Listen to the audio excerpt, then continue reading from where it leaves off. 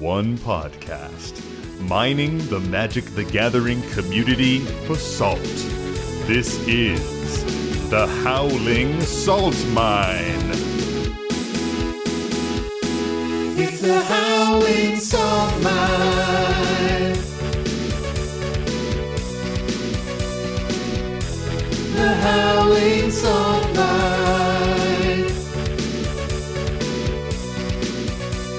Well, welcome back, everyone, to another episode of the Howling Salt Mine podcast, the podcast where we delve into those salty, salty mines of the Magic the Gathering community. We find the salty stories, the salty posts that you love, put them into our mine cart, and bring them right back up to you, our dear prospectors at home.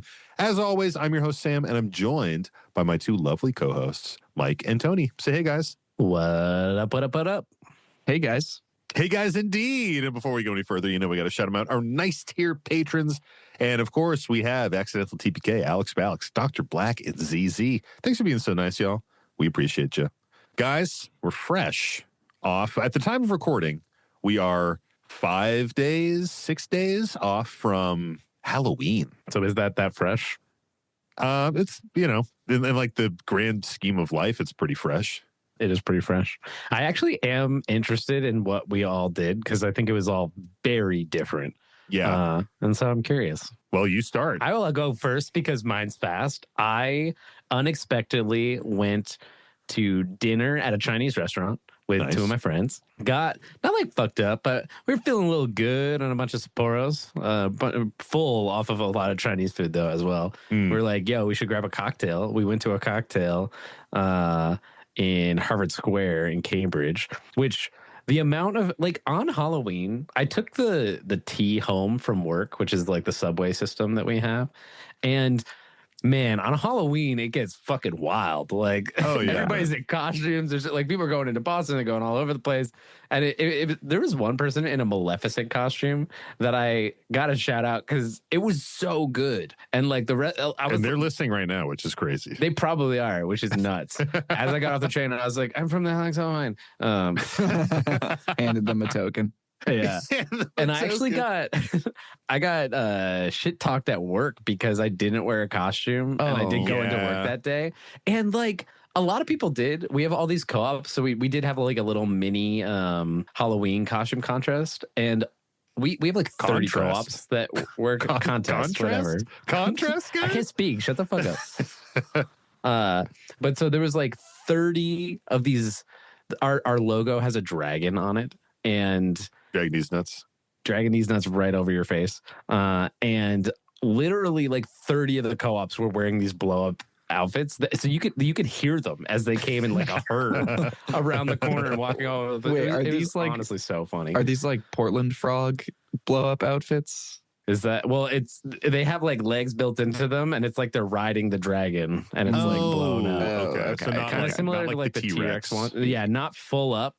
But like they're exposed, which was good. It like better, honestly. Yeah. Because if there was 30 of them in those, like they wouldn't have even been able to move. You wouldn't be able to work. Filling up the hallways. Stuff. By the way, so that was all cool. And then I got another drink at a bar that was dead because it was Halloween. So like nobody was on at theme, it. Dude. It's spooky if it's well, dead. it was pretty cool. And then my friend was like, and skeletons.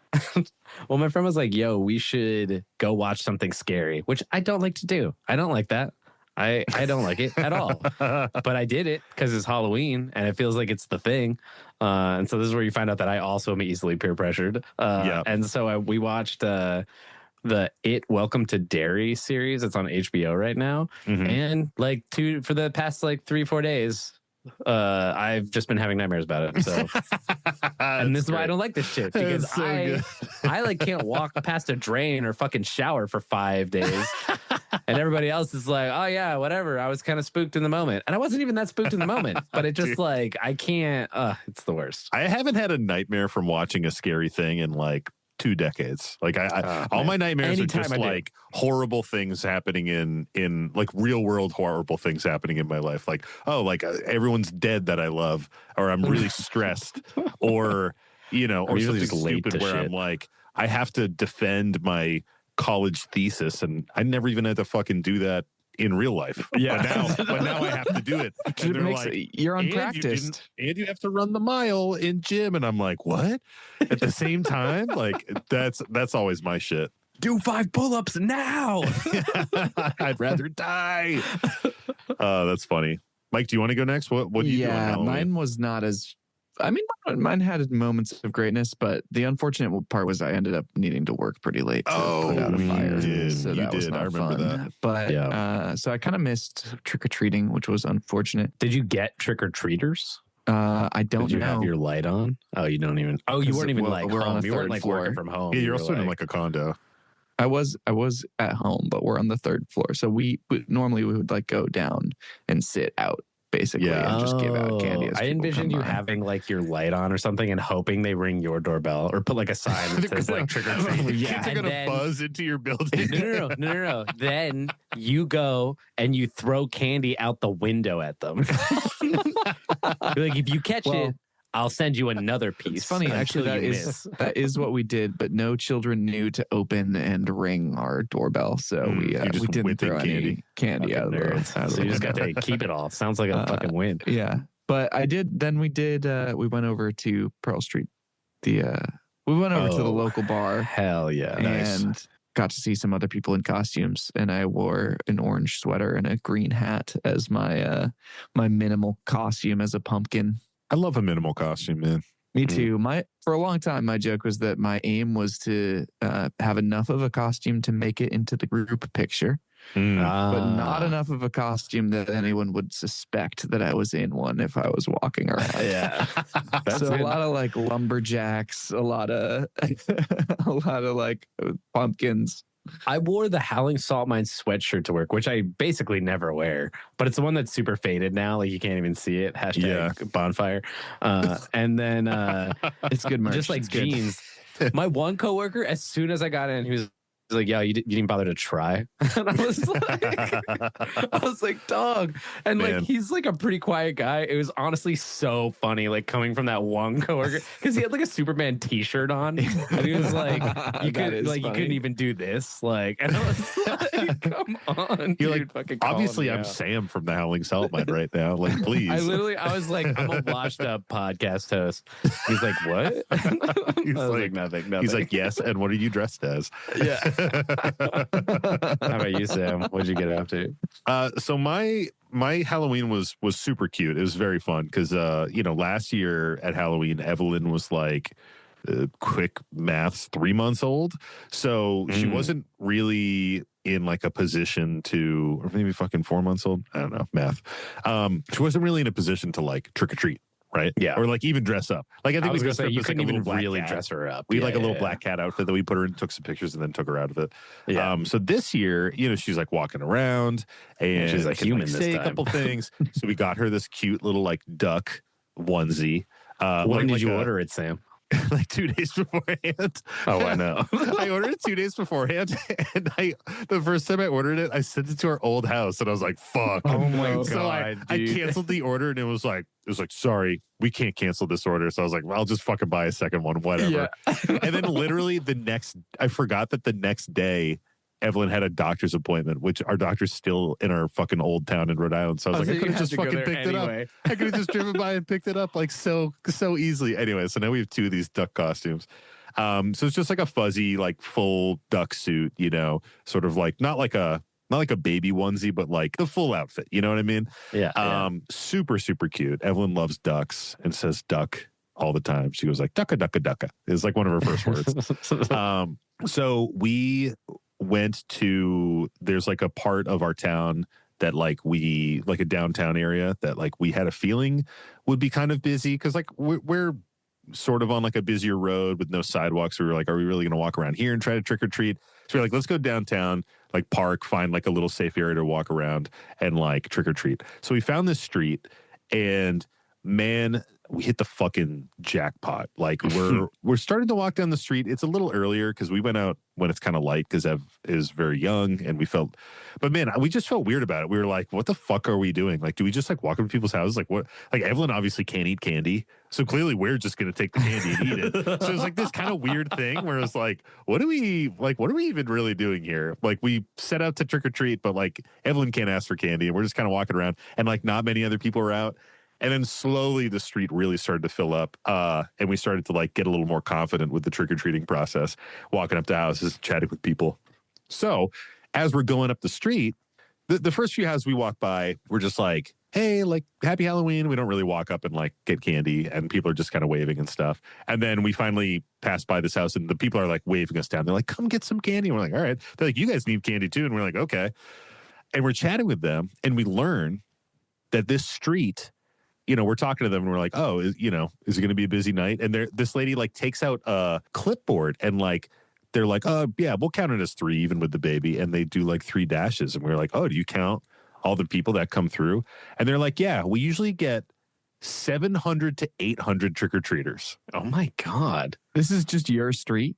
This is not the street I live on. This is like a street downtown. Okay. Yeah, it's like in downtown. But like apparently everyone in town comes down to this street to trick or treat because it's like it's off of the main street through town. It's like very safe, and there's tons of like little side neighborhoods and shit. So literally every house on the street gets like 700 to 800 fucking people coming through every year. Like that's not an exaggeration. By the time we were done and leaving, the street was packed with so many people in costume coming up and down, and it was like just starting to heat up. It was crazy, dude.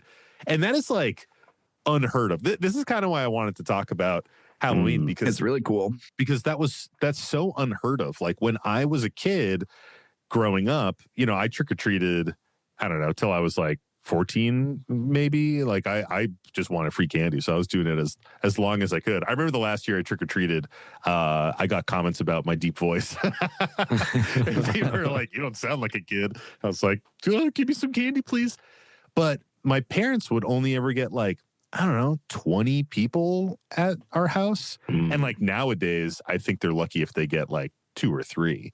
Oh wow. But like 700, 800 is fucking crazy to me, man. I can't even fathom that. Like I didn't have anything even close to that in my hometown. I didn't think there'd be that many fucking kids. That's a lot of candy. A lot of candy, dude. It was crazy. And I got to say, the candy selections were pretty tight. There's some dope ass candy. And by the end, I kind of got my line down where I was like, well, mom and dad need a little candy, and we were grabbing some stuff. So, so wait, can Ev eat any candy? Like, do you give her like one piece of something, or like you don't give her anything? We gave her like a little bite of oh, this is it. What'd you give her? We gave her like a little bite of a Reese cup. Hell yeah. And then there was one place that had like they had like a ton of stuff, like a huge spread. Again, 700, 800 people on the street. So they had a huge spread of shit, like with all varieties. So I was, I could like look through, and they had like graham crackers. So I was like, hell yeah, Ev can eat graham crackers. And then there were a couple houses that had like these packs of Oreos that were like 2 Oreo cookies in there. And I was like, Ev can probably eat a thing of Oreos. So she was so cute because I would like give her the thing of Oreos, and she would just hold it. I was like carrying her around. She would just hold like the bags in her hands like the whole time, like not knowing what to do with them, but would just hold them. And eventually she started like kind of like chewing on like the bag of the Oreo, and we were like walking back to our car, and like the evening was done, and then we look over at her, and she just has Oreo crumbs all down her face and all over her duck suit, and she'd like nod through the bag packing and just like crumbled the cookie onto her face, and was kind of eating some of it. So it was super, super cute. But man, she turned into a duck with a smoking problem. Yeah, it's literally it's just like this, like Oreos are everywhere. Like, yeah, they're almost like Vanta Black. It's such a dark cookie. It was just like this smudge down the front of her. It's nice that you got 2 suits. Yeah. But it was really fun. And then we just went back to our place, and usually we watch a monster movie. Usually we watch Evil Dead, the first Evil Dead movie, which I think is the best scary movie out there. I think it's pretty fucking amazing. So usually we watch that, but we were like, let's just fucking play video games and drink a little bit. So we ended up doing that, which was fun. Yeah, but that was it. How late in life did you guys Trick or treat? trick or treat? Did you guys trick or treat a lot as kids? Were you like into Halloween? Definitely. I trick or treated until I was like 8 or 9. So young. That's when you stopped. And then stopped for like 4 or 5 years. Damn, dude. What and then happened? picked it up again. That's a long story. Don't delve into your childhood trauma or anything, but what? I will. So I'll leave it at that. I did wind up picking it back up like years later. This is like a cigarette habit or something. I picked it back up a few years later. I think I was in like, 7th or 8th grade. So however the fuck old you are, or whenever that happens, like 12 or something, or 13. And I trick or treated for like 1 or 2 years then, and then didn't afterwards. But that was where it's like similar in that you went to this neighborhood, is Interlaken, New Jersey. And we were just like set loose and we ran around there. My best friend Eric, one year, he went as a wizard. And there's this like 5-year-old kid that had the same exact costume. And we ran into them so many times that night. And every time the mom was like, oh, can we take a picture with you? Every time? Yeah. And it was so embarrassing for him, but so fucking funny. And that's actually when trick-or-treating died for my friend Eric. Is a definitive end. Wow. He literally talks about it to this day. He's like, I don't like Halloween anymore. Oh my gosh. I trick-or-treated, I think, in pretty straight through until like I was probably 15 or so. Yeah. Maybe 16. Same. But we had some firm rules. The main one was that you only went in your neighborhood. So like we never left our neighborhood to go trick or treat somewhere else. If our friends like invited us to go trick or treat somewhere else, we could not do that. We could only do it in our neighborhood. Who is we? It was who are you me and my referencing as we? siblings. Okay, and then we gotcha. could invite other people. We could invite other people to come trick or treat with us. So I'd invite some of my friends over to trick or treat sometimes, but we could not go to other neighborhoods to trick or treat. Damn. Interesting. Yeah. I think my parents were like, we know these people, so these people are fine to give you candy. I feel that.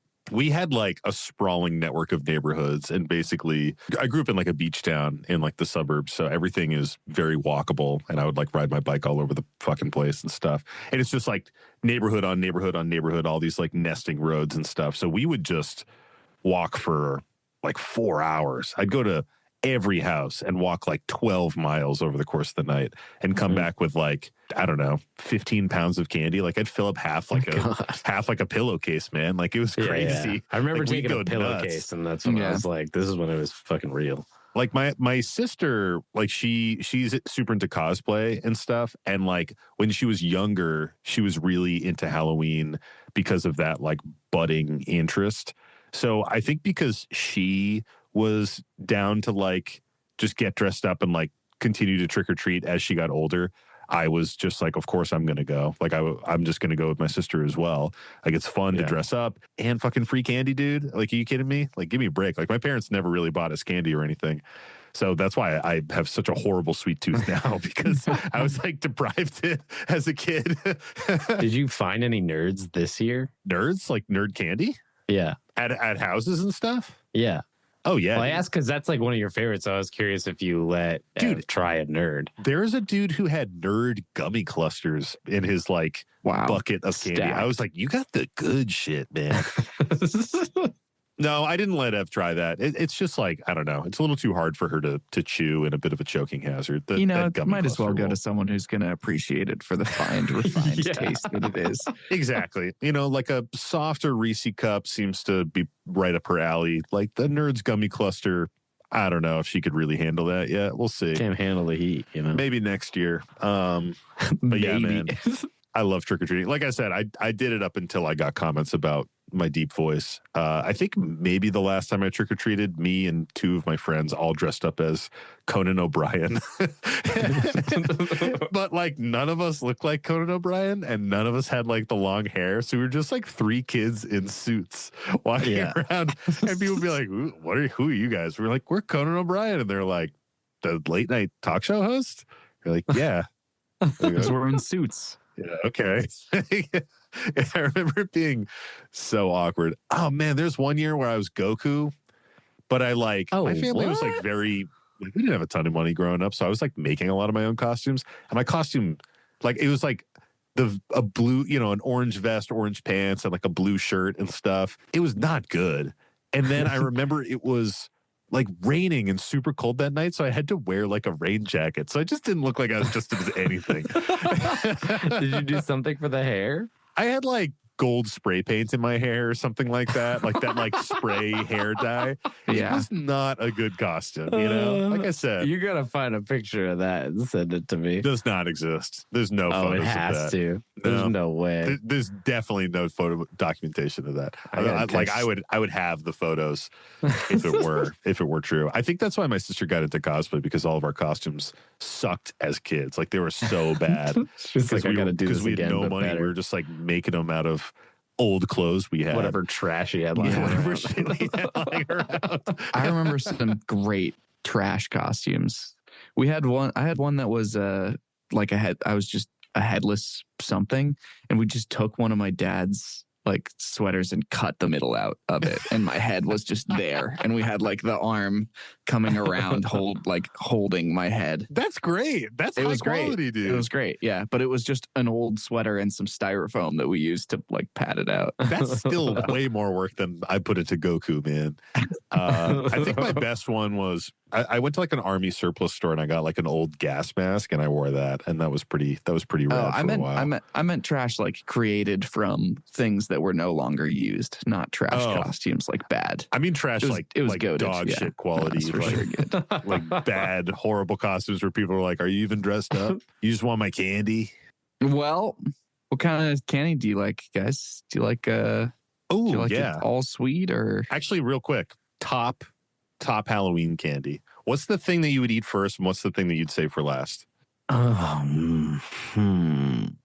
I'm kind of lame. I just like a Reese's peanut butter cup. Like that's probably my favorite candy. Like when you get into the realm of like actual candy, that's really kind of almost the only thing I'm even reaching for. And similar to my issue with bread and chips and salsa and any kind of snacky thing I enjoy, I would eat a vat of them continuously until I exploded. I feel you. So that's my pick. Reese's are up there. I think that in terms of things Wait, what'd you say? Reese's. Sorry, it's Reese's. Well, I was making sure that you said Reese's. I thought you said Reese's. It's Reese's, guys. It's Reese's Pieces, actually. Yeah, it's fucking it is. Other than that, though, I feel like Crunch Bar you only get as like a mix-in in the variety pack. Yeah. And that one I've always liked. I've always liked it a good bit. I feel that way about like Mr. Good Bar, where when I get one, I'm like, kind of nostalgic. Like it's a little bit good. I will eat them as well. But it's not like I don't generally pick them, but you always get them. So I'm not like turning it away. Yeah. You know? When I get to it, I'm like, it's still pretty good. Yeah. I'm a Reese's boy too. Like Reese's up top. That's definitely what I'm going for first, and also rationing to like save for later on. Like, I can't go through them too fast. And then licorice is like fucking, people are giving out Twizzlers like bottom of the fucking barrel. That's the shit I would trade away. I was like, give me your Reese's and like take the Twizzlers. Like, fuck that. That's the shit that when my dad would be like, give me some candy, I'd be like, you can have my fucking licorice, dude. Yeah. You can have my fucking licorice. Well, I don't think even anybody said, but Sam, what is salt? Tony, great question. Thanks for asking, dude. Let's get into it. Crazy you don't even have to talk about it after that long Halloween episode, too. Salt is frustration in the game. It's anything in Game of Magic that gets you irritated, sulky, grumpy, things aren't going your way. Maybe you're getting pub stomped. Maybe you're sitting down at a bracket 3-pot and someone's trying to win with a Thassa's Oracle combo. I don't know. Maybe your commander just gets countered over and over and over again. Maybe someone's focusing you down. Maybe you're like, I just found this really cool creature type. They're called slivers, and I can't wait to bring it to my table. And then everyone just like absolutely blasts you, and you have a bad time. Maybe you're set up for a nice cEDH win in the cEDH League, and then someone hits Jace, Wielder of Mysteries off a Ragavan trigger and has Demonic Consultation in hand. There's a lot of flavors of Salt. Who's playing Jace Wielder of Mysteries in 2025? Flubs, I guess. Oh, okay. I guess I could see it in Flubs. Weird. Yeah, there's a lot of different types of salt out there, man. And we're here to talk about all of them so that we can learn from it and hopefully not be salty in a future game of Magic. As we like to say, it's an educational podcast. Fuck yeah. Fuck yeah, indeed. And I swear, this is a Magic the Gathering podcast and not a Halloween nostalgia podcast. but it could be. All right. Should we jump into it, guys? Yeah. Let's do it. Let's use Tab as our first search term. I was going to here. say Halloween. Oh, that's way better than mine. Let's use Halloween. There might not be anything. Oh, there is one. Hell yeah. Oh, this one is recent. This one is a formatted Google Doc. What a fucking champ. My God, how fucking long is it? Only 3 pages. This one comes to us from our buddy Hemingway, and the story is titled "Asserting His Dominance." It better be pretty fucking good if you're going to use that pen name. I know, right? And there's a short message before we dive into the story. Hey, fellas, story attached. Here's some search terms for the algorithm. Nice. Blue, trash, color, salt, salty, boys, cEDH, Santa, reindeer, Halloween, Thanksgiving, turkey, present, Urza, demonic, legendary, dog, cat, red, green, black, white, commander. Sincerely, Hemingway. No blue. Well, blue is the first one. Blue, trash color. Oh, Yeah. fair. They cover their bases. I mean, it was smart to throw in the holiday terms because the likelihood of us It was. using them is high. So now for the future ones, I won't use them. Turkey's a sleeper. I think whenever someone does like a food thing, I'm like, oh yeah, you listen to the show. We talk about food a lot. That one's good too because it could hit Thanksgiving. It could hit geopolitics if we spend a really long geopolitical intro episode. Turkey. Yeah. Or if we ever dive into Mike's genealogy and we really start to talk about turkey. Yeah. That's good. And the story goes, Dear Salty Spittoon, it's your favorite pontificator, back with another cEDH tournament report. I'm proud to say that the AC in my car has been fixed, and I have another year of cEDH tournaments under my belt. Okay, I'm recalling who you are, Hemingway. That's good. I fucking don't. This is someone who they were playing cEDH, and they drove like 4 hours in a car with broken AC and just kept getting absolutely blasted. And I think there was like a vending machine that was broken, and they were just super thirsty from sweating in their car with no AC. Anywho.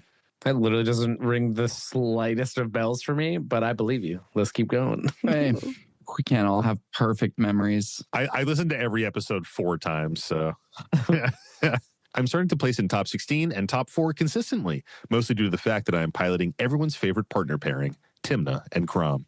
Nice. Because I have been able to do well in recent tournaments, I decided to brew some fringe decks with a friend of the show, Comedian, that I take to tournaments when I would rather relax and have fun playing with locals and friends. They do not typically convert, but I'm a big fan of trying creative strategies and exploring non-meta commanders.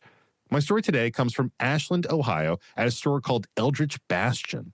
Cool name.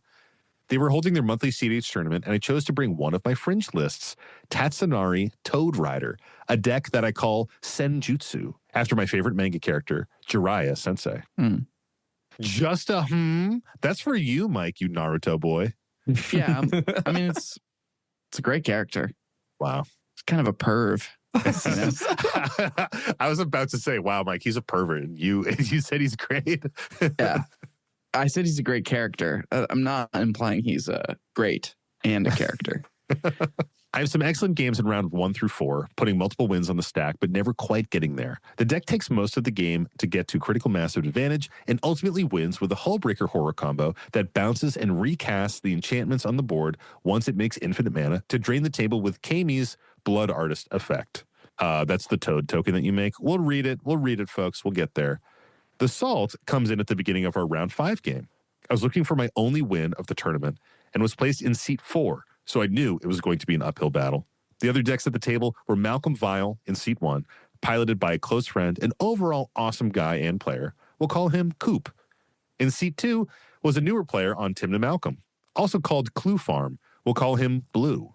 And in seat 3 was a Timna Crom player sitting with his hood up, gold-rimmed glasses, and a baseball cap on his head. We'll call him Twitch. We finished our mulligans, and I keep my second 7. I had a great hand with Land, Lotus Petal, Grim Monolith, Talisman of Resilience, Springleaf Drum, and Wishclaw Talisman. The plan was to get out my rocks on turn 1, Wishclaw Talisman on turn 2, hopefully also activating for a Mystic Remora to get me into game turn 3, depending on if I could draw a land in the first 2 turns. The table looked to be a slower, grindy pod, so I felt like this would be a good play pattern that would allow me to progress uninterrupted. The first turn goes around, Coop plays land, pass, Blue and Twitch both play Esper Sentinels and pass. I play my land and Lotus Petal. For some reason, Twitch says, "Oh man, he's ramping. We should keep an eye out on this guy." Weird, but I proceed to sack the petal and tap the land for the Grim Monolith. "Yo, what is this man doing?" Twitch exclaimed. I should mention that this entire turn, he's flicking his cards vigorously, looking around like he's preparing to audition for a reboot of Fear and Loathing in Las Vegas. I try to ignore this absolute nut and tap my Grim Monolith. Twitch sees this and erupts. "Do not tell me that you're going to cast a 3rd spell. If you cast a 3rd spell, I'm going to have to counter it."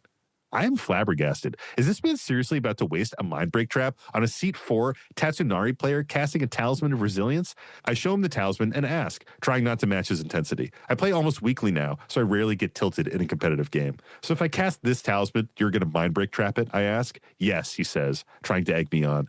At this point, I know that my only play is to cast this Talisman, and in my mind, Twitch must be baiting me to try and make me not cast the Talisman. A scummy play when I'm in 4th seat and clearly in the last place at the table. With little to lose and not quite feeling like getting pushed around by an unhinged crackhead, I cast the Talisman. He immediately windmill slams a Mindbreak trap onto the table. "I told you not to do that. Now look what you made me do. You forced me to assert my dominance on you." Upon hearing him say this, I am in utter shock. I don't even think I am tilted at this point, just truly in shock. I played my Springleaf Talisman and passed the turn. The next 2 turns go by, and I'm just sitting there trying to understand the man's reason for existence. He makes comments about how he won the SCG Con Indianapolis tournament and how he can't believe he hasn't won a game all day. He fetches on his next turn and drops his deck on the playmat with a thud, simply saying, "Cuts?"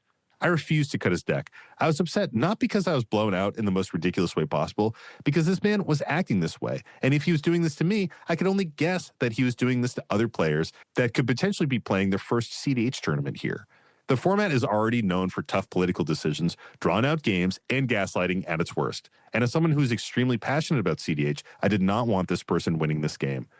"Oh, are you tilted? Is this dude tilted right now?" he asked mockingly. "I'm not tilted. I just don't like the way you're acting in this game, and I refuse to cut your deck," I replied calmly. "Also, aside from the way you were treating me and these other players, I think your play was a terrible misplay." "Oh, really? You don't think me making this a 1v1 game," he said, gesturing to my friend Coop in seat 1, "is the wrong play?" I refused to reply and let the game progress. On Coop's turn 3, he managed to get Malcolm out and dropped a Glinthorn Buccaneer, a combo that wins in the combat step if it resolves. Blue and Twitch both are not aware of this. Weird. And for a moment, I think Coop could pull it out and defeat this absolute turd nugget of a player. But Blue is able to decipher the win through reading the cards and cast a Force of Will. Coop has no response and passes the turn to Blue. I can tell that Twitch is planning to push on his turn, and I let Blue know this. I tell him that if he can, he should push now, but if not, hold up interaction for Twitch's turn. Twitch says he's not going to win on his turn and just play out some value engines. But he has 5 mana represented and somehow has 10 cards in hand from this Esper Sentinel. Blue, a newer player, decides to try for the win and casts a Mox Diamond, Soul Ring, and then plays a Voice of Victory. Twitch looks at me and asks if I have anything for the voice. I audibly laugh in his face and simply say, "Bet you wish that you had that Mindbreak trap, huh?" He looks at the Voice of Victory and then at Coop and asks him the same question. Coop said if he had anything, he would have protected his Buccaneer. Twitch looks at Blue and asks, "Are you winning right now? Come on, bro. Like, you're not going to win, are you? Just put that back in your hands so we don't have to counter it." Blue replied with, "Does it resolve?" Twitch freaks. "I cannot believe you were sandbagging this. Are you for real about to win?" Blue asks the same question more calmly. "Does it resolve?" Twitch says, "Fine, yes, it resolves." Blue uses last 3 mana to cast Thassa's Oracle and then Demonic Consultation to win the game on the spot. Twitch says, "Oh, come on. How could I have not won? I made this a 1v1 and had the win in hand." proving that he also bold-faced lied to us about passing on his next turn. At this point, I was laughing to myself and enjoying the fact that a player this silly wasn't able to sneak away with the win. I decided after the game to go and buy a retro foil Talisman of Resilience in commemoration of the only talisman I've ever had Mindbreak trapped. I still don't know why he countered the spell, but in the end, I was happy to see justice served. Thanks for listening to another tournament report, and thanks for all the salty stories. Your friend, Hemingway. Nice. Thanks, Hemingway. Mike, can you read us Tatsunari Toad Rider, please? Sure, I can read Tatsunari Toad Rider. It is 2 and a black for a legendary creature, Human Ninja. It's a 3/3. Whenever you cast an enchantment spell, if you don't control a creature named Kami, create Kami, a legendary 3/3 black and green frog creature token with whenever you cast an enchantment spell, each opponent loses 1 life and you gain 1 life. Then it has an activated ability for pay 1 and a hybrid green or blue mana. Tatsunari Toad Rider and target frog you control can't be blocked this turn except by creatures with flying or reach.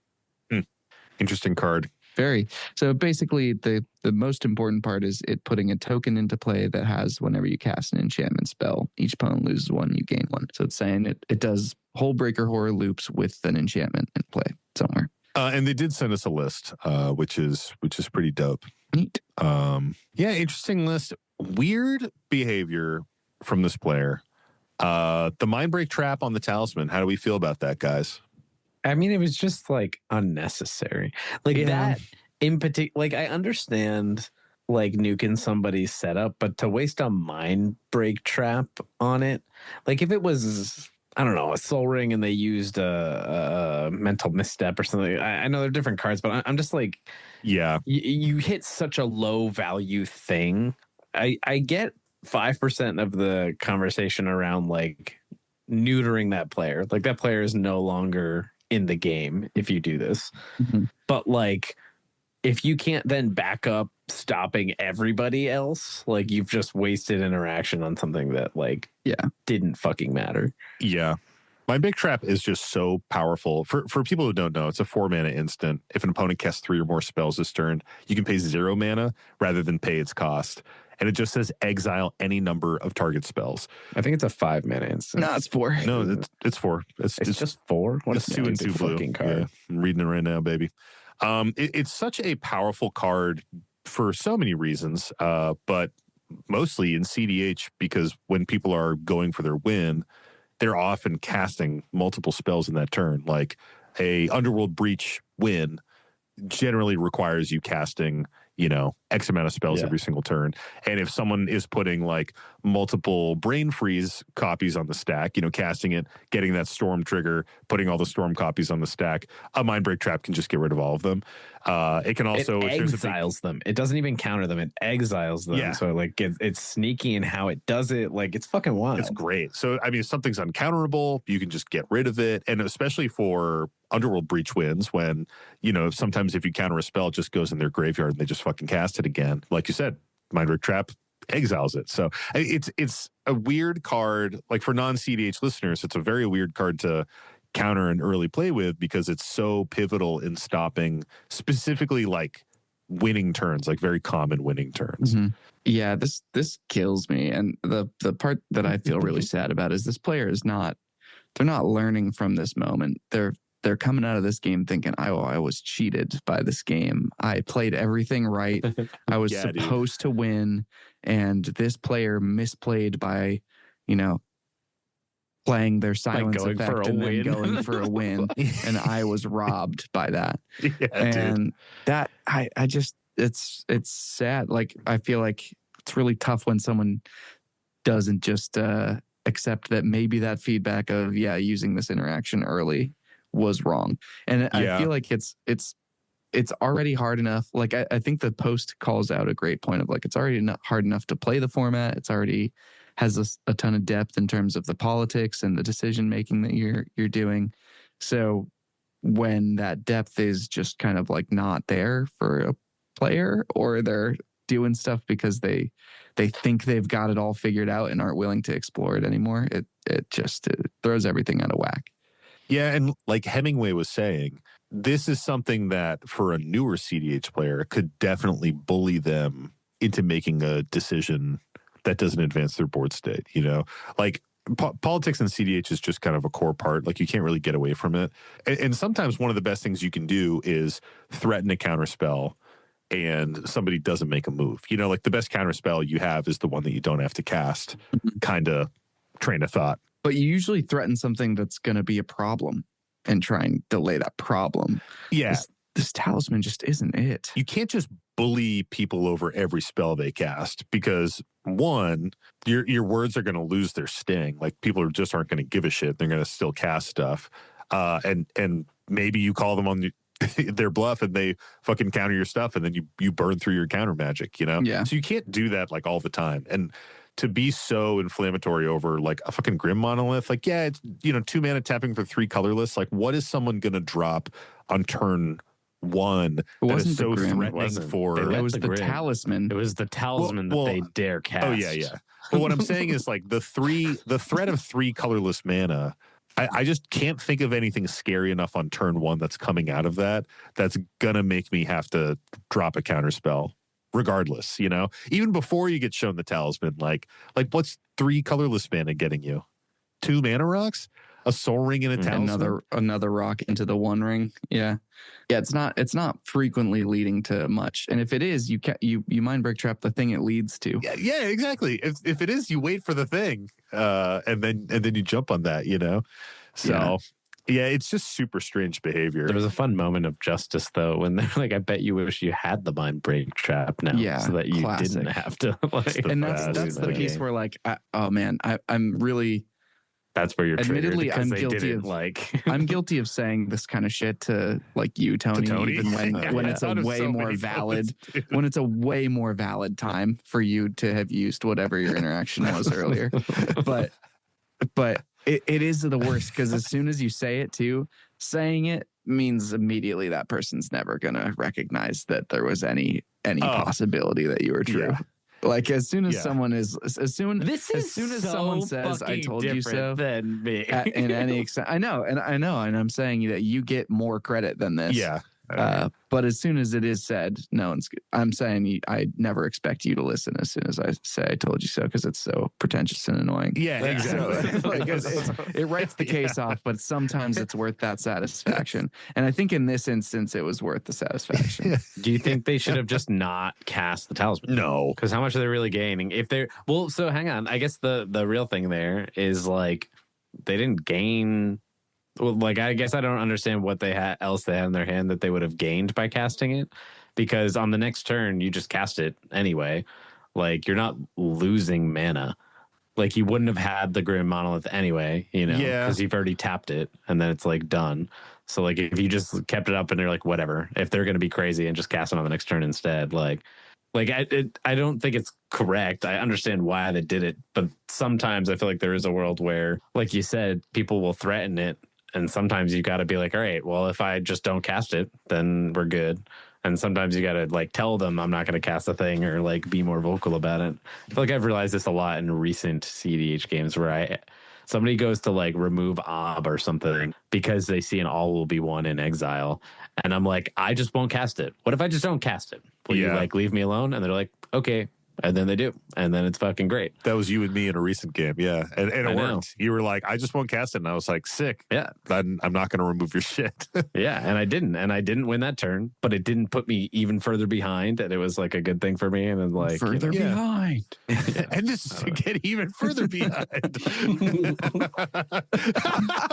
Another Tony spin take. 2. There's 2. I think we could hear that one close. too. That was great. Man. A little gurgle in there for you.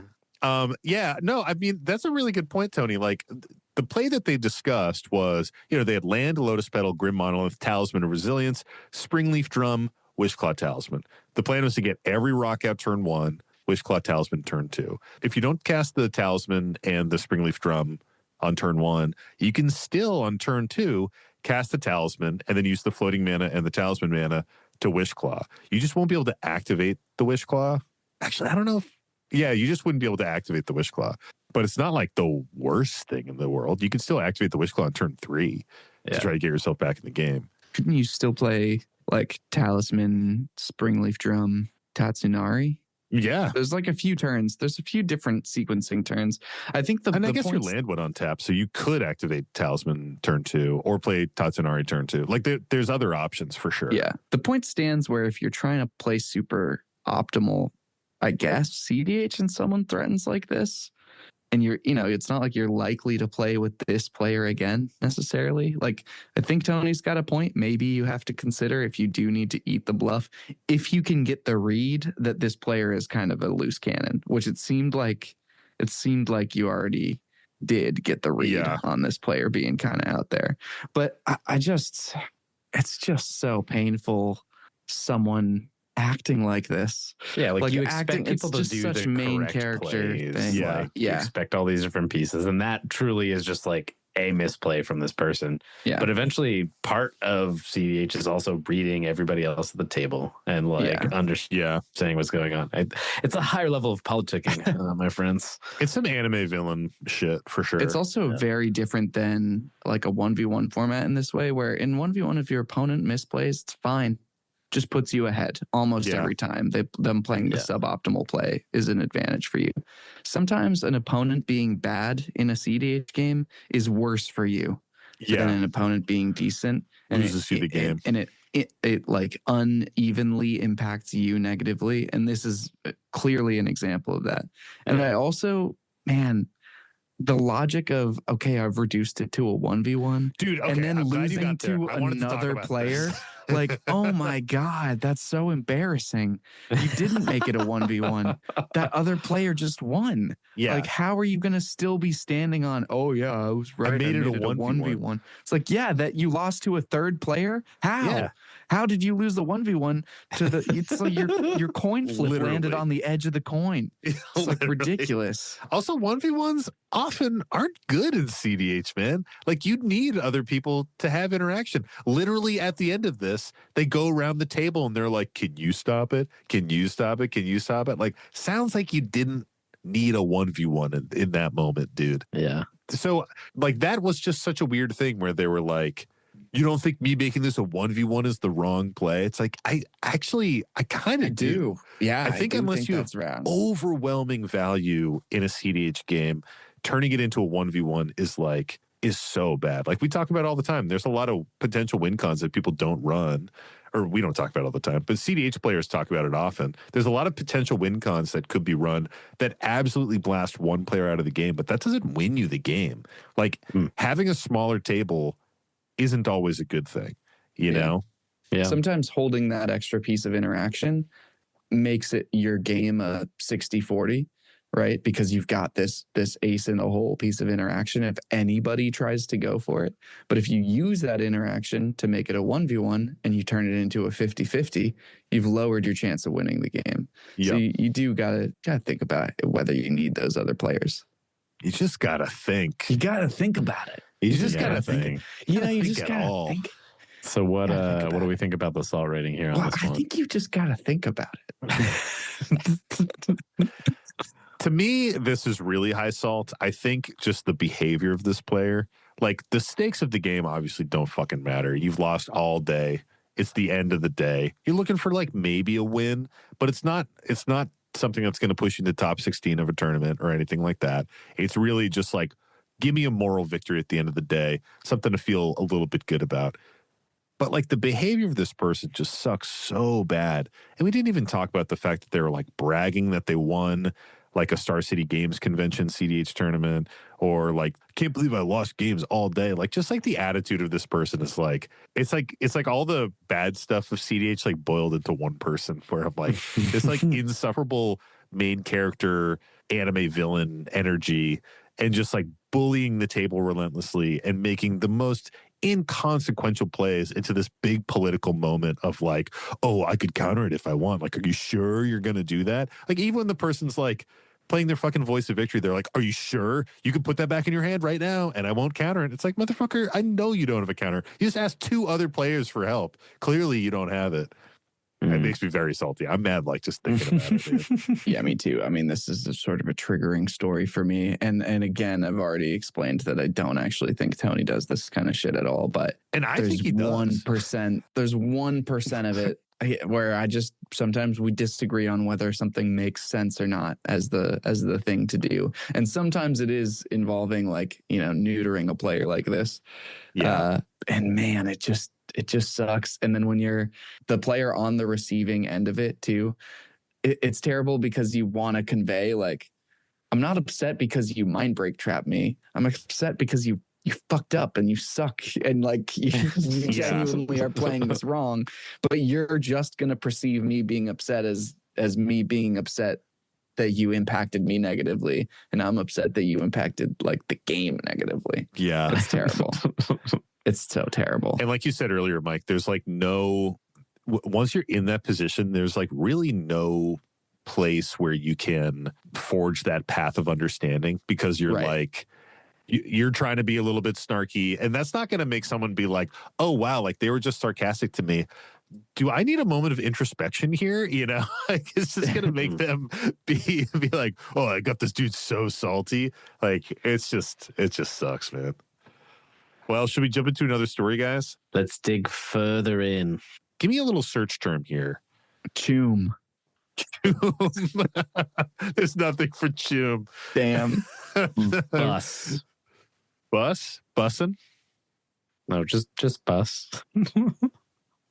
We have two. One is a insurance ad. Should I read that one? All right, we got one. Is it short? Tony, they're never short, and you should just stop asking because you're going to get disappointed every time. This one actually, it's not super long. It's pretty good. All right, so this one comes to buckle up for another long one. 10 pages. All right, this one comes to us from our buddy Arch Chaos 15, and this one is titled "From Whining to Winning." And the story goes, hello, miners. This is a salty confessional from 2011 when I was moving from the sweaty competitive scene to casual commander. It's a bit longer. We're just talking about how this one's kind of short. It's a bit longer, so hold on to your hats and keep your hands and pickaxes inside the minecart at all times. At my old LGS, the commander players knew that I also did competitions. I was known as a cutthroat player to beat. Yes, I know that I've wrote to you before about the problem players. I've gotten better and have a much healthier mindset than when I was playing 14 years ago. On this day, one of the players had suggested we try an 8-person game. I was young and stupid and agreed to this terrible idea. Wow. After 2.5 hours, the 5th board wipe of the game, 6 damage to each creature, and an attack from a now-dead Ulamog, I was left top-decking with 16 lands and 2 magmatic forces. Will you look that up on the side, Mike? Yeah. I take stock of the table and see that I'm not dead on board, but I'm only in high teens life, while the other 6 players are hovering around 30. 6 others, yes, 1 player was finally gone. How are they at fucking 30 life still? Hey, man. 5 board wipes. What in the fuck People don't have time to be hitting them. 5 board wipes, dude. So fucking stupid. And 1 player was gone. 1 player got knocked out. One of the 8. Oh, never mind. 6 others. Yes, 1 player was finally gone. He had to catch a bus. Oh my God. This is my punishment. With so many variables, no one was willing to take a risk. With my reputation, I know that if I attack with my forces, the crackback from the 3 other players that survived the wipe could annihilate me. Mike, can you just read Magmatic Force right now? Yeah, sure. It's 5 and 3 red. It's just a 7/7 elemental, and it says at the beginning of each upkeep, it deals 3 damage to any target. So it's just a big old beater. Okay. So, like, could do a big attack, crush some people, but then would definitely get blasted. 14 power on board. I draw for turn, land. With a heavy sigh, I play my commander, Riku of 2 Reflections, for the 5th time, paying 15 mana. Man, some good old-fashioned commander. This is what Sheldon envisioned. At the time that Kalia and Animar are running rampant, these people know not to target down a Riku, but to target down my Riku. I reveal the land in my hand to the table. I don't know if anyone has a way to kill Riku, but will you please let it survive a round? I'm only keeping this land in hand in case I draw a frantic search.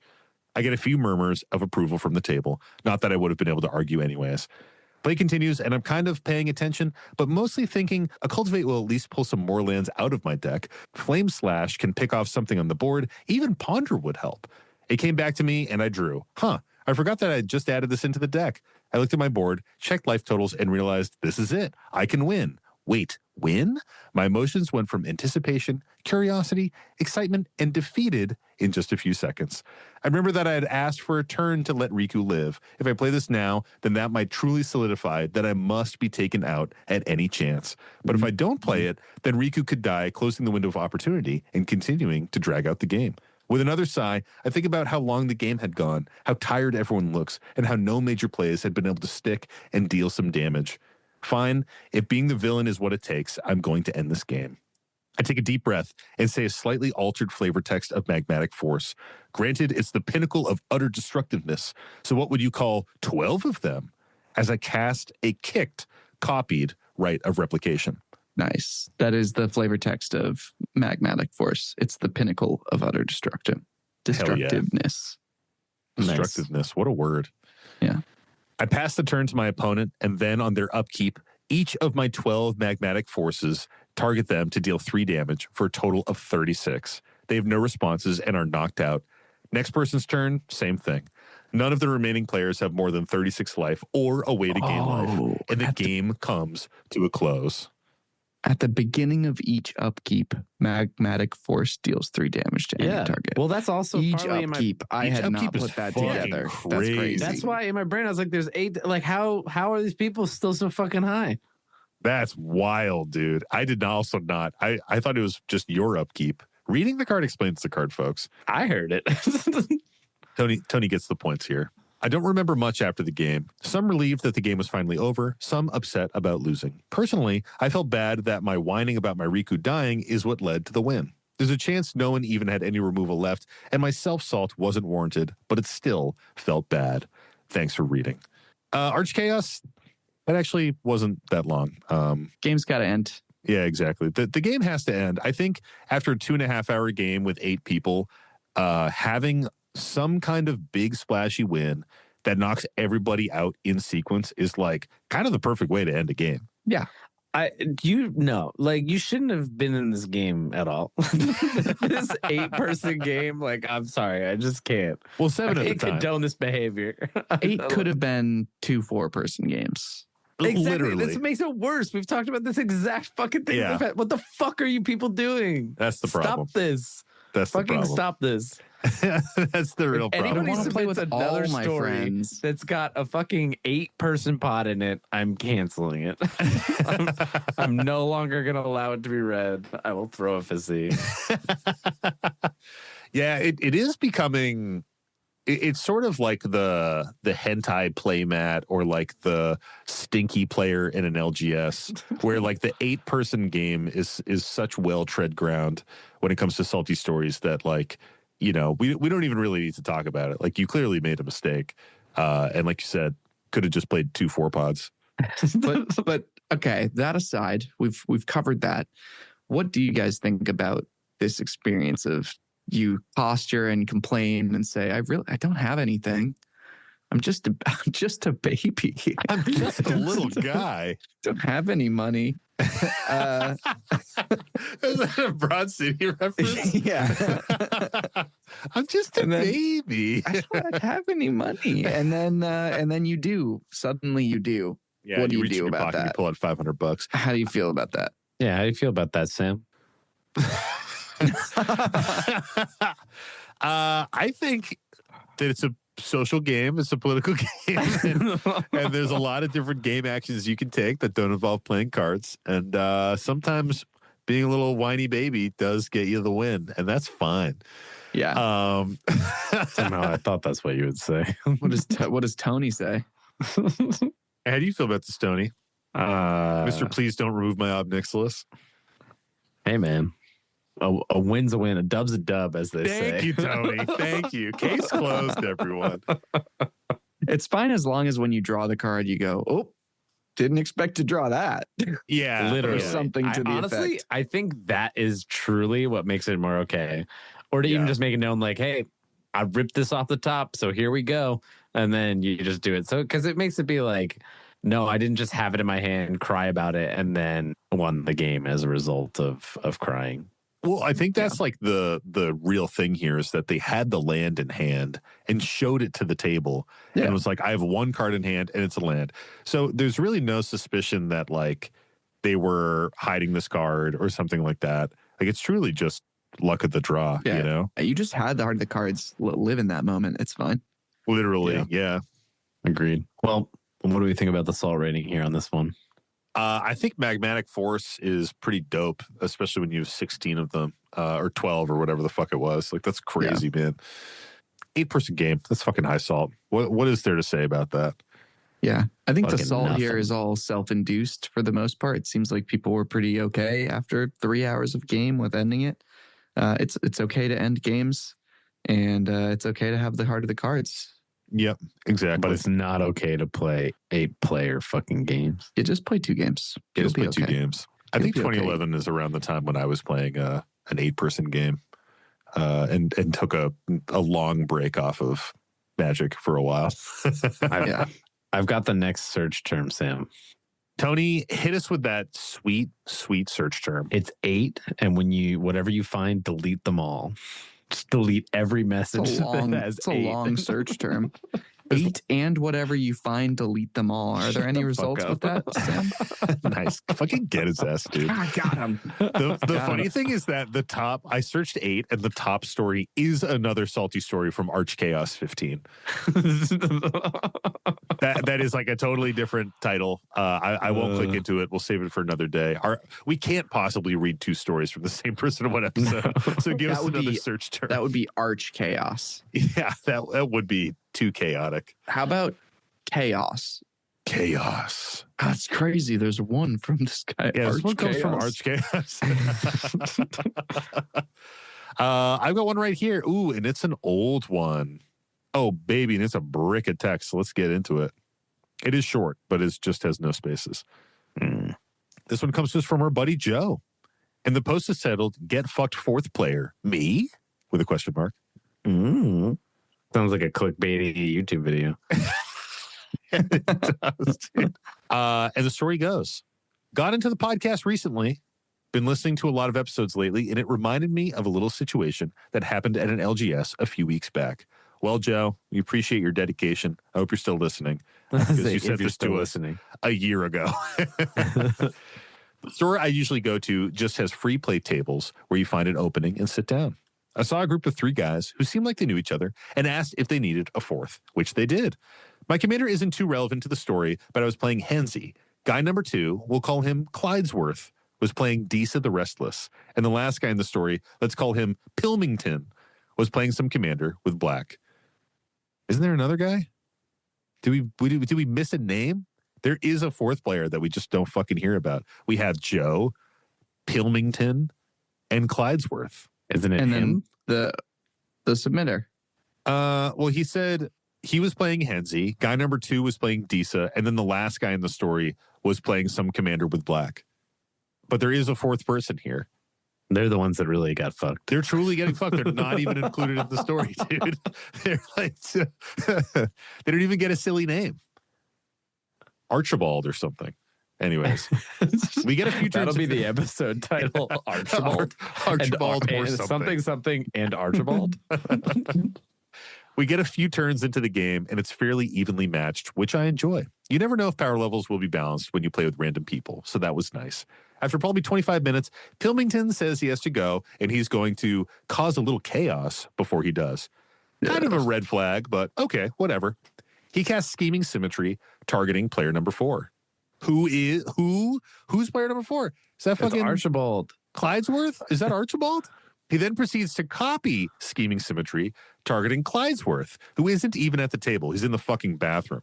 He gets back and goes, oh, cool, and proceeds to tutor a morality shift, putting every goyf from his deck on the battlefield and burning us out. I understand life happens, and sometimes we have to leave games early, but please don't pull shit like this before you go. Sometimes a 3-player game can still be enjoyable, and it's really on the people still at the table to decide whether they want to continue playing or just start a new game. I basically got a giant middle finger because the guy leaving the game decided he wanted to give half the pod free tutors. I don't know. I didn't even think about it too much at the time, but every time I remember that, I'm like, seriously, dude? Way to make none of the last half hour actually matter. It wasn't an unpleasant social interaction or anything, but to me, Salt embodies getting annoyed at things that don't matter at all cosmically, so this seemed like the perfect story to share. Also reminds me of another incident at the same LGS my friends and I still joke about. A buddy and I popped in to play a couple games and joined a table with 2 other guys who seemed to be friends. One of them was eating hot Cheetos while playing. Gross, but as long as he's only getting dust on his own cards, whatever. See where this is going? Dude proceeds to loudly slurp the dust off his fingers. I'm talking cartoon style, one finger at a time. Then pick up my commander without asking to look at it. I was genuinely floored. I didn't even realize what was going on until he had already picked up my poor Zurzov.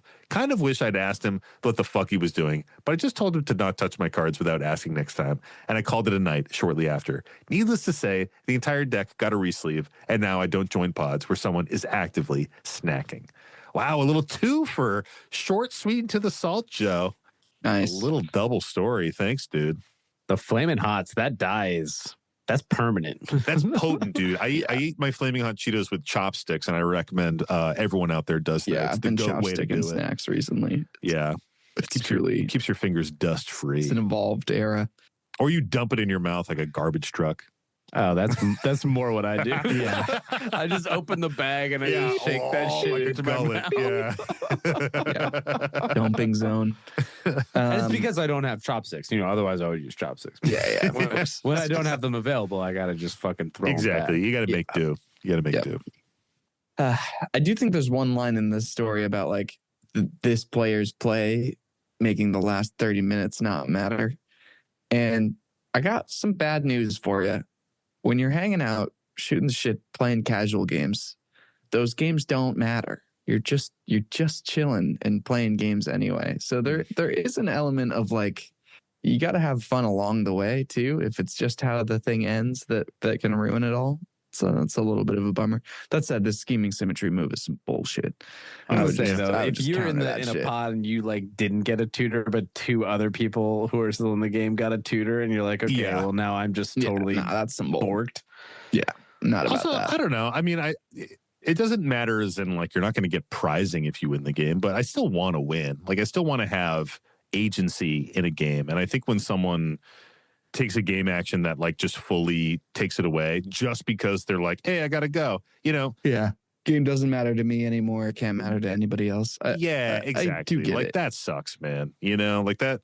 And I think it matters in that like you still want to have fun and see if your deck is doing shit. And that's the bummer to me, is just like the double scheming symmetry to their 2 friends also. Like I think to mix it up, I would have been like, hey, random dude, you get a tutor and I'm fucking out, Like let's have my 2 good buddies deal with this shit. I think that would be more entertaining, at least for me as the player leaving. Yeah. I'm looking up what Morality Shift does. Oh, wow. Big spell. Morality Shift is 5 and 2 black for a sorcery. Exchange your graveyard and library, then shuffle your library. What a fucking wild card. I've never seen this in my entire life, dude. And then they try to mill themselves out? They had goyfs, which generally like Tarmogoyfs or other goyfs. They get like thick when there's a bunch in your yard or whatever. Yeah, get huge power when you have a fat graveyard. So, I mean, if you just take your whole library and put it in your graveyard and shit, if you flip it. That would be big. That would be big. That's a weird one, man. Casual, baby. Get to play spells like that. Yeah, I think that shit is fun. Being able to drop like a big 7 cost crazy thing. We've had a couple like really silly casual spells like Magmatic Force and fucking Morality Shift, man. Like that's just good, clean magic. I like that. Those are just good ones. I like them. Classics. Big fatties. I do love what Joe said here. It wasn't an unpleasant social interaction, but to me, Salt embodies getting annoyed at things that don't matter at all cosmically. Yeah, that's a better definition than we have. Yeah, it's pretty good, man. I like that a lot. Salt is getting upset about things that don't matter very Salt much is cosmically. Yeah, it's pretty fucking good. Well, rest in piss, Archibald. I'm sorry that you didn't get the mention, dude. Even though you did get a tutor, we don't even get to know what you tutored out. Could have been a banger, Could have been really sick. Well, what do we think about the Sol rating here on this last one? Hi, Salt. Thank you, Michael. Yeah, I think their point about like 3-player games can still be fun is a really valid one. And like whenever you're playing a 4-player game, if one player gets knocked out, now you're in a 3-player game. You know what I mean? Yeah. Like that's just the natural progression of a 4-player game if people are dying one at a time. For sure. So it's not like this. It's not like they were leaving the table in this strange board state dynamic that is like unrecoverable. Like they're just gone, and you just keep playing. At the same time, though, I do think there's an element in the scheming symmetry players' defense of like, okay, well, if I give you both a tutor before I go, maybe one of you can just fucking win and we can get another game in before. Because a lot of times, if just one person truly gets knocked out and it turns into a 3-player game, it can go a lot longer. That's true. So getting 2 tutors in to be like, let's speed this up. I can see a world where I would do that. I would be probably less inclined to do it to like See fucking story casual, 1, dude. Fuck your own face. If you would do that. I think it depends on the scenario, who it is. Like, there's a lot of things that factor into it. Yeah. That's like the thing about Magic. Why is right? Tony leaving? Tony's not allowed to leave. Yeah, why are Yeah, you I leaving probably a game won. early? Yeah, why are you I'm leaving? probably winning. You're not allowed the to do game, that. So Well, probably not. I wouldn't have even. Not needed if you're to leave. casting scheming symmetry on 2 other people. Yeah. Yeah, I mean, I think there's a difference between like getting knocked out first in a game and throwing like a middle finger instant speed removal at somebody's thing versus like main phase scooping, but being like, before I do that, let me give 2 of you the best card in your deck before I get fucking out of here. And I'm going to go home because it's just like my bedtime or whatever, you know, like. I don't only know. scheming symmetry basically on like turn 1 or 2 for the most part in my Frodo deck. The scheming I have symmetry it, when I'm and I just winning. fucking- I don't do it when I'm winning. I don't think I play it in any decks, man. It's a good card. It's a fun casual card, to be honest. Yeah, it is a fun one. It's like very political, which I think is even worse when you're using it for like evil chaos, Yeah. especially to like copy it and like like not even give yourself the 2 tutors is especially chaotic. Like copying a scheming symmetry Well, is you so do give bad. them to you. You just like tutor the same card, or you could tutor something different. Yeah, like draw you're in between, gonna- I guess, like that. Yeah. Yeah, like it's you give out 2 cards and you get 1. It's like so terrible without a draw trigger in between. They copied it? Oh, I missed Yeah, that they piece. copied it. Yeah, they copied it. So they cast it on one opponent and then copied it and cast it on another opponent. I thought they would have just cast it and targeted both opponents. You have to pick yourself and one opponent to tutor to the top of your deck. I think it's just, isn't it just 2 target players? Nah. This guy doesn't scheme symmetrically at all. Now that he says it, though, I can't remember if I it's thought just I 2 did target scheme players. symmetrically. Nope. Yeah, choose 2 target players. Oh, fuck, it is. Each of them searches their library for card. Then why- and puts that on card. Then on that's top. even worse. Yeah, dude. Then this is so much worse. Yeah, you could have given 2 tutors to one player and another tutor to each of another player. Yeah, you could have given a tutor to every player. You could have been like, So before this I is leave, just here's a little chaos. A Everybody fuck that gets player. to tutor. That makes it so much worse. That does make it worse. Now that we're reading cards and explaining them. Oh my God. That makes it so much worse, dude.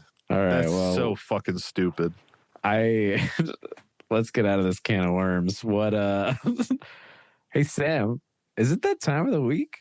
Yeah, I guess it is. It's the time of the week, Tony.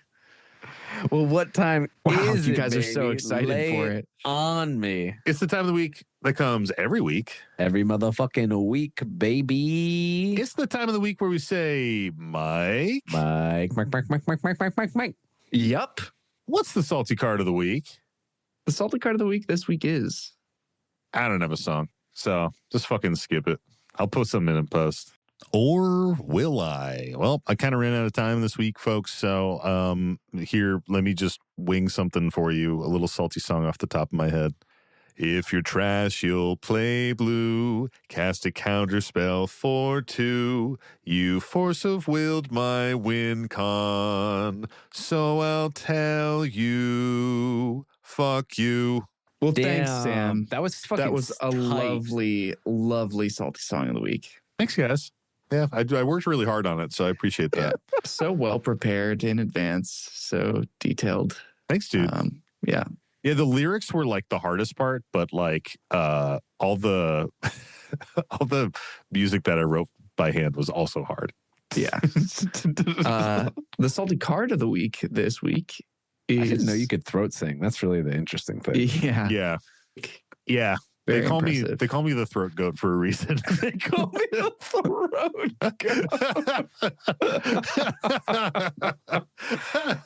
goat. They do. I can vouch for that. Yeah.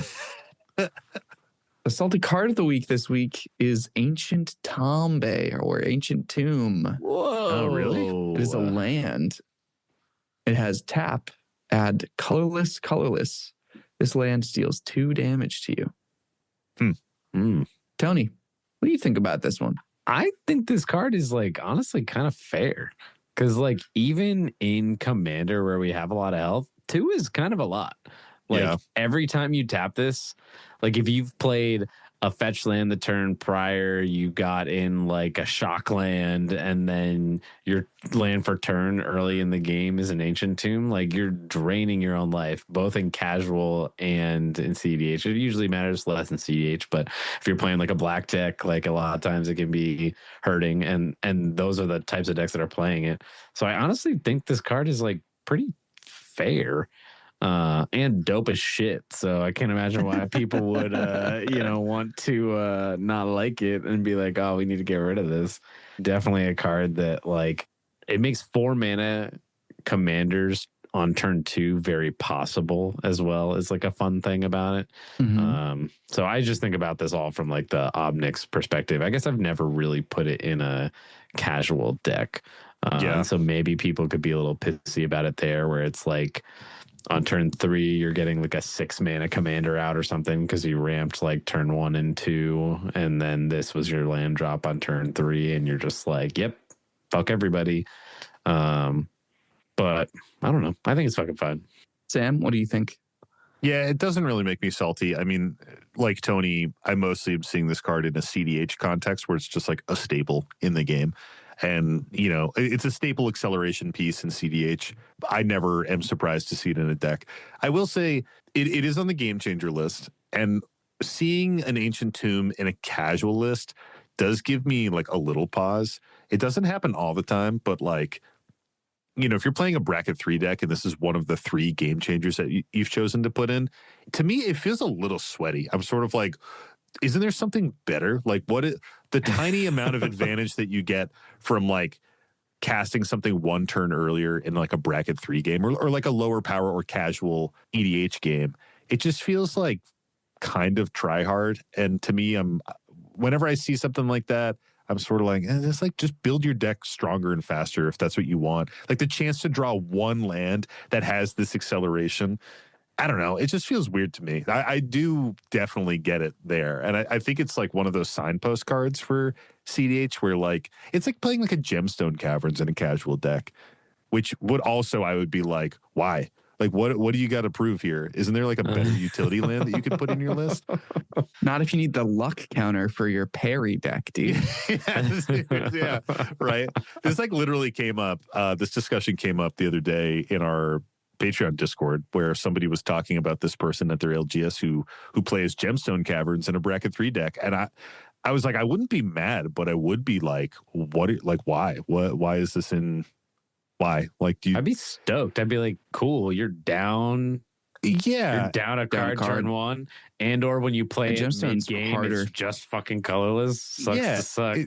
It's like, again, it's sort of like, why even have that in your deck? And Ancient Tomb obviously doesn't have the crazy drawback of losing a card like Gemstones does.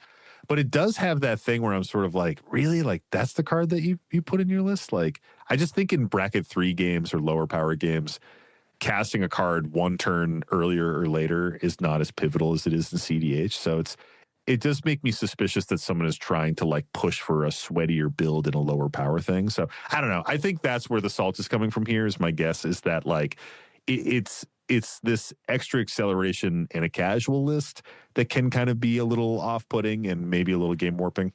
And it made me think a little bit that maybe it's almost the opposite, that it's not that powerful in a casual deck. Like, but it does take a lot from you, because if you again activate it 3 times, that's 6 life. If you activate it 5 times, that's 10 life that you've lost. Yeah. So it may be that people are putting it in their deck because they think it's going to be a potent thing to help accelerate them, and then they play it and they like wind up losing more than they felt like they gained out of it.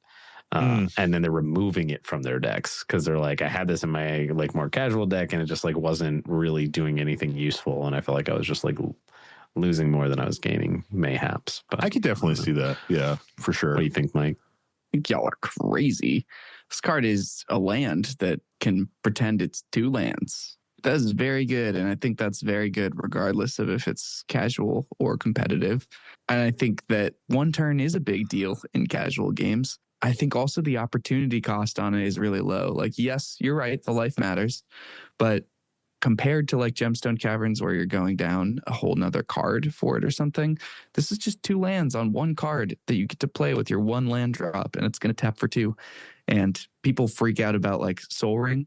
Yeah. And a lot of the turns that you can have with an early Soul Ring, Ancient Tomb enables very similarly, you know, like an early Ancient Tomb into a Signet, and then you play a 1-drop or whatever. You know, you play your Ancient Tomb into Talisman, then next turn you're playing a 4-drop, like you were saying, no, Tony. because your Talisman probably got Mindbreak trapped. That's true. Well, you didn't cast a Soul Ring. You only only right. played a land, so you weren't even they had That's to hard why cast the Mindbreak. They couldn't cast the. Yeah, they had to hard cast it. Well, I'm not saying it's bad. I just think it's unnecessarily sweaty for bracket 3 games. Is my take. That's fair. It's just I'm sort of like, why? What are you doing? Yeah. Like, what do you need to prove with a bracket 3 game with your Ancient Tomb? I think that's fair. I think another thing, just as a FYI about it, the cheapest printing I'm seeing is $70 for it too. So it's rather expensive because it's one of those cards that, like, realistically, this isn't hard and fast, but realistically, almost every deck is going to maybe be a little better with Ancient Tomb in it. Not everything, but almost everything is probably swapping Ancient Tomb in for a basic land is probably not the worst thing Temple for of the that False deck. God that goes in the decks. Yeah, We exactly. should, all of the precons should just stop putting Temple of the False God and start putting Ancient Tombs in the. Imagine how insane that would be. So, yeah, those are some They of do my that, thoughts. and then they'd fucking ban it 2 months later, and I'd cry. True. I want it to just fly more under the radar for now. I don't think you're so scared of bans, dude. I don't think this is even close to getting it's banned. not. So I don't think it is either. I just say Coney, because I don't want it to happen. Calm down. where do the 2 of you uncalm boys think that this lands in the top 300 salty cards on EDH Rec? And this is the new list, right? This is the Listener new at home, list. this is the new list. It is the 2025 order. So, you know, break out your calculator, flip it upside down, start putting some numbers in it.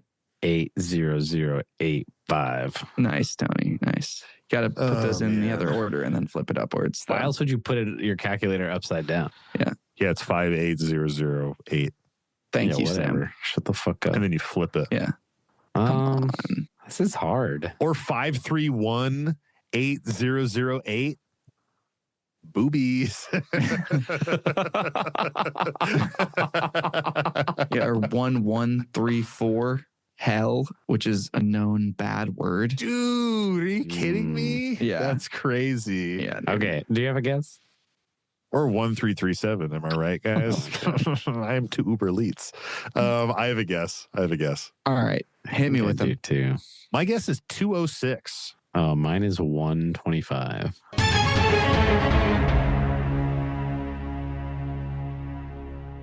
Oh, that's not a hard one to figure out. Sam wins it. You know what? The first time ever, I can't even believe I'm going to put this on record. I'm glad you're right, because I didn't want it to be that salty, and I didn't think it should be. I'm glad you're right too, Sam. I like it a little more every time. Me too. You know what? And when Tony wins. For the 176th time, I'm glad that I'm right. It's not my record, but yeah. But it's fun to say it is. It's fun to say that it is. It's 209. Oh shit! Hey, yeah, so very close. Yeah, pretty close. Wow. Well, thanks for playing. That wraps it up for the salty card of the week. Actually, like, is there any interesting data on this at all, Mike, on EDH Rec, like commanders and stuff like that? It's just so generic? Yeah. Yeah, good for kind of everything. What percentage of decks are playing Ancient Tomb? It's in 9.6% of decks. So a very high amount. So high amount. Okay. And of course, all the commanders to start are cEDH commanders, admittedly. So it's Yeah, like that makes Kinnan, sense. Timna Krom, Zuludak, which also gets it in casual. Thrasios, Timna, Crick, Urza, Vivi, Atali. Like almost everything is a cEDH everything's commander. cEDH. That makes a lot of sense. I don't think I can tell you the last time I've seen an Ancient Tomb in a casual game. Like I just don't think it really happens too often. I'm going to put it in all my casual decks now. Definitely with those super high cost commanders, though, like all the Eldrazi. If someone drops an Ancient Tomb in an Eldrazi deck, I'm like, yeah, makes sense. You know, you got to get to fucking 12 mana or whatever. Yeah. Well, thanks for playing.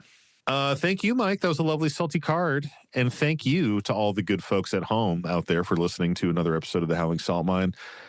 You know, we got to shout them out, our Salt Packet Plus tier members. And this week we have Thoughtsmith Prime, Rothbox, Sire Speedy, Bobo Fett, Bremstone, Captain Cross, Elgo Fogel, Clearbrook, D. Beeson, Gilgamesh, Doug's Dad, Bark, Pez, Swankub, The Quiet One, and Vok. We appreciate you for being so nice. If you want more Howling Salt Mine in your life, check out our Patreon, patreon.com/Howling Salt Mine. We have our extra salt series on there. We have all of our stray grains. We have our awesome Discord community. People are jamming games pretty much every night in there. If you're looking for a safe place to try out some cEDH, if you want to just rip casual games, people play games pretty much every single day, all power levels. We have people playing at like 9 in the morning, like fucking sickos. We have people playing late into the night, like normal sickos. So it's a good time if you're a sicko. Or normal. Also, we take normal people too. That's fine. Nah, I don't know. We'll see. Another way that you can help support the show is to give us a salty story. Of course, you can send that to us at our website, which is thehowlingsaltmine.com or howlingsaltmine.com, or send it to us directly in our Gmail, which is thehowlingsaltmine@gmail.com. Another way that you can help support us is to check out our merchandise. We have t-shirts at bonfire.com. We have our playmats over at Jankmats. You can buy our custom sleeves over at the Dragon Shield website. Just look up Howling in their search thing, and our sleeves will pop right up. If you're buying other stuff from Dragon Shield, you can use our affiliate code, which is Stay Salty. All one word, all lowercase. Hashtag sponsored. Hashtag employed. Another way that you can help support us is to follow us on YouTube, Instagram, TikTok, wherever you consume social media. Find us. We've got a bunch of shorts that we're putting out. We've been putting out a bunch of cool Avatar stuff. Last week we did our Avatar The Last Airbender episode. That was wicked cool. So definitely check that out, because supporting our ambassador content helps us to hopefully become ambassadors again for a future set. And we really like doing it, so we would love to do it again. Oh, and, 5-star review in your favorite podcast app of choice. I think Spotify is at like 1,100 now. Let's get to fucking, 2,000. Wouldn't that be dope? Last but not least, we got to shout him out. Our buddy, Devin Burnett, for designing our beautiful podcast art that we rock every single week. If you're ever in Asheville, North Carolina, hit him up and get a tattoo, because he's a really cool guy. 10,000 subscribers are bust. Indeed. I realized that we don't rock his beautiful logo every single week, because on the video episodes I do different art. But hey, we still we're actually rocking it constantly because it's like our icon. So I mean, it's literally the art that goes there. into It's our logo. we do rock it every week. Don't word police me, folks. But thank you for staying and hanging out with us. And you know what? Happy Halloween for next year. Don't have any nightmares and stay salty. And don't forget to draw an additional card during your draw step. It's the Howling Salt Mine.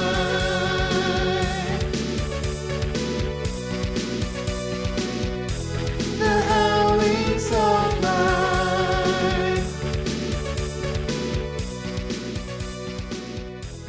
Well, I want to talk about fucking Halloween. Welcome back, everyone. Well, welcome back, everyone, to another episode. I don't think you're recording. No? It's I am being recording. recorded. It says this Is it? meeting is being recorded. What does it say? And it says You recording. dare doubt my ability to flawlessly record? I think you just must have pushed it before I came in, which is a rarity. I pushed it like I pushed it like a minute ago. I pushed it right before I was like, hey, I have 2 topics I want You to talk don't about. see it, Tony? I did not get a I didn't get it. Usually it's always is like, hey, you're being recorded right now. And it like didn't do that. Yeah, I you did didn't some like code. I did some coding to turn that off on for yeah, you. so that you don't Okay, you that don't makes know sense. when he's recording you. I said, hey, Gemini, turn that off for Tony. Hey Gemini, record Tony all the time. Hey, Gemini, record, turn that off for Tony and just constantly record him. Yeah. Increase surveillance on Tony by 10%. Activate hidden cameras under his desk. Hey Gemini, show me exactly not what wearing Tony's pants, so. doing right now. All right, let's read this fucking bitch. No. Okay. No, I will. Good night. All right. And the story That's goes. all, folks. Okay, let's dive into it. And for a moment, I think Coop. And for a moment, I think poop. For a moment, I think poop. Poop eeks out of my butt in frustration. Oh, All right, gather myself here. And for a moment, I think Coop could pull it out with Jesus Christ. And for a moment, I think could Coop pull it out. For a moment, I think poop could pull out of my For butt. a moment, I think he could pull out the poop. It's funny because here, I'll just finish reading it. And for a moment, I think Coop could pull it out and defeat this absolute turd nugget of a player. Nice. It's fucking right there in the sentence. Fuck, dude. That Now was it's recording that was again. literally. Okay. I'm so curious what the recording sounds like because that was literally pixel perfect humor timing for us. It was like my Wi-Fi won't. It was so sad. I think I grabbed my like Wi-Fi router in front of me to like inspect it, and it just shut everything fucking down. I don't know what is going on with it, man. But Your Wi-Fi router's right in front of you. sorry, not my router, my fucking node, Well, don't grab it again. my Chode. mesh node, Don't grab your Don't grab that chode. mesh node again, you choom. dude. The fucking let's get some eddies and fucking jet, bro. I mean, Joom. Fuck. Fucking. I'm talking like a real gonk right now, man. Yeah. Fucking corpo scum. All right.